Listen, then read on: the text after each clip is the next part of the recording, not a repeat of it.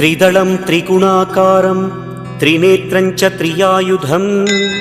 त्रिजन्म पापसंहारम् एकबिल्वं शिवार्पणम्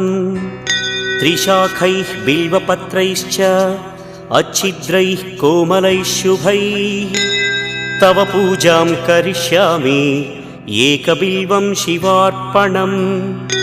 कोटिकन्या महादानं तिलपर्वतकोटयः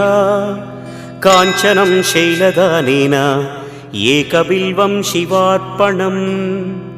काशीक्षेत्रनिवासं च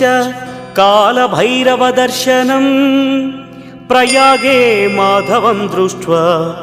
एकबिल्वं शिवार्पणम् इन्दुवारे व्रतं स्थित्वा निराहारो महेश्वर